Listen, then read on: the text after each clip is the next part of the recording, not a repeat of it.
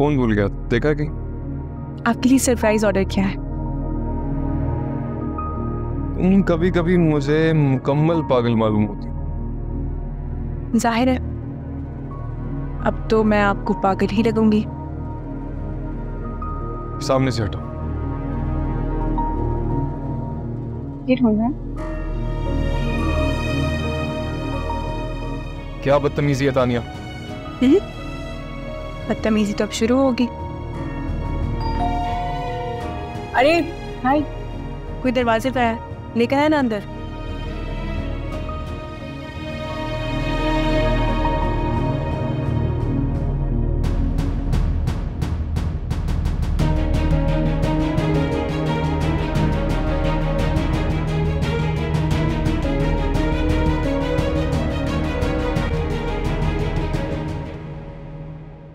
क्या हुआ? मुझे देख के हैरान हो रही हो? इसको लगा कि मैं घर पे नहीं होंगी, या फिर डू यू नो कि वी आर मैरिड नाउ, या तुम्हें फर्क ही नहीं पड़ता? तानिया प्लीज मेरी ना अभी जाइए, मैं बाद में बात करता हूँ। कि तो मेरी मेहमान है आज। लेकिन आप आज आई क्यों? जैन, आपने मुझे खुद ही तो मैसेज करके बुलाया है। मैंने तो तानिया, वो एक्चुअली जैन, मैं काफ़ी अर्से से आपको कांटेक्ट करने की कोशिश कर रही थी। मैंने इतनी कॉल्स की, इतने मैसेजेस किए, मगर ना तो आपने मेरे किसी मैसेज का रिस्पांस दिया और ना ही मेरी कॉल अटेंड की। फिर यूँ अचानक आपने जब मुझे मैसेज करके बुलाया तो मैं आपसे इसीलिए बात नहीं कर रहा था कि पहले भी हमारी बातचीत को गलत समझा गया। How convenient. इतने छोटे हो तुम लोग। झूठ। ये क्या कह रही है जैन? तानिया प्लीज मेरी, आप जाइए, मैं करता हूँ, बाद में बात करता हूँ। अरे नहीं, मेहरीन क्यों जाएगी यहाँ से?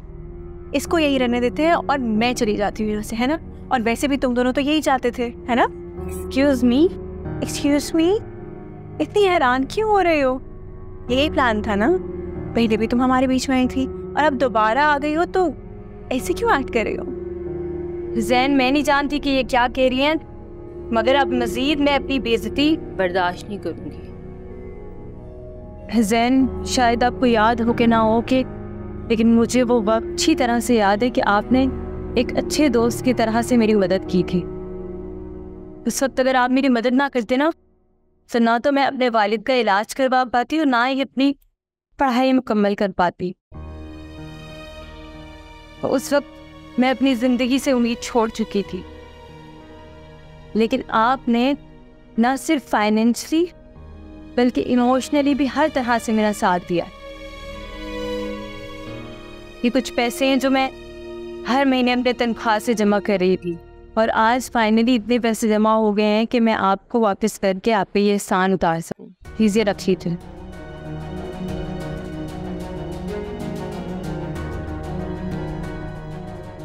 प्लीज़ ये रख लीजिए। अब मुझे इजाज़त दे, मैं चलती हूँ।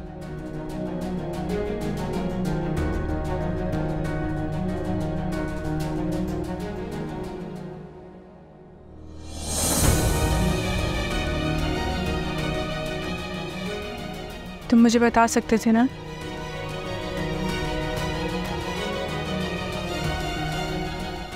मैंने बताया था, याद करो तानिया, मैंने बताया था। मैंने कहा था कि मेरे कहे अल्फाज पर मत चलो, मेरे जज्बात पर जाओ, लेकिन तुम नहीं समझे। तुम मेरे कहे अल्फाज नहीं समझी तो अनकही बातें कैसे समझते? मुझे लगा था कि मैं कहूंगा कि इस बात को यहीं छोड़ दो तो तुम छोड़ दोगी, लेकिन तो मैं नहीं छोड़। हालात भी तो ऐसे थे ना। ऊपर से ये तो मैं कॉल्स पे कॉल्स कर रही थी, मैसेजेस पे मैसेजेस किए जा रही थी, और तुम इसे छुप छुप के मिल रहे थे। तुम मुझे बताओ मैं क्या समझती? और वो मैसेज नहीं, मुझे बाकी ये लगा था कि तुम उसके साथ रहने का इरादा कर रही हो।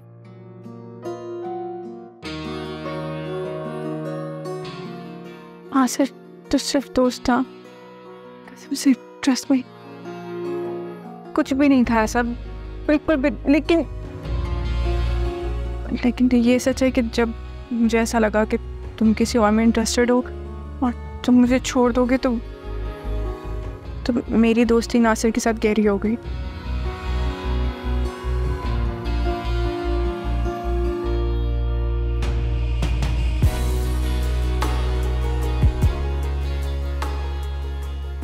शायद हालात हम दोनों के लिए ठीक नहीं थे, पर हम दोनों का जज्बा सच्चा था, तो किस्मत ने हमें एक और मौका दिया। आता हूँ इन 2 महीनों में जो मैंने तुम्हारे साथ गुजारे हैं, ऐसे लगता है कि मैं तुमसे सर जितनी ही नाराज क्यों ना हूँ, लेकिन मोहब्बत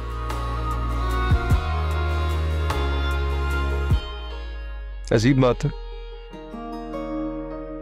हम नाराजगी का इजहार तो आराम से कर लेते हैं, लड़ लेते हैं, झगड़ लेते हैं, लेकिन जब बात मोहब्बत की आती है तो खामोश हो जाते हैं। शायद मोहब्बत को अल्फाज की ज़रूरत नहीं, ज़रूरत है। मुझे भी ये लगता था कि अल्फाज की ज़रूरत नहीं है। मुझे लगता था मेरे बिन कहे तुम समझ जाओगी कि तुम्हारी जगह कोई नहीं ले सकता, कोई भी नहीं। वो मेरी दोस्त थी और रहेगी, लेकिन क्या तुम भी तो नासिर से मेरी दोस्ती नहीं समझे ना?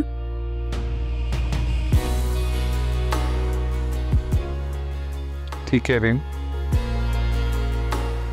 तुमसे जो एक्सपेक्ट कर रहा था उस पर खुद पूरा नहीं उतरा तो शिकायत बनती नहीं। शायद हम दोनों ही एक दूसरे को नहीं समझ पाए।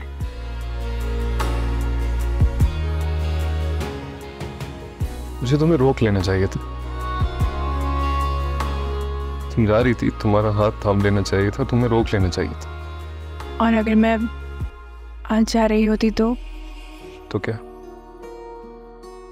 तो तुम रोकते मुझे? ओह,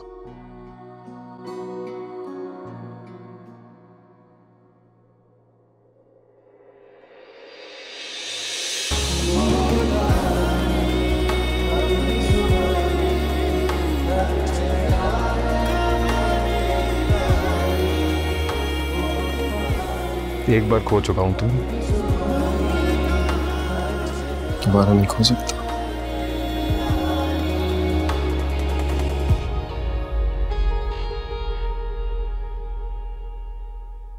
बोल कहानी अपनी जुबानी, हर चेहरा है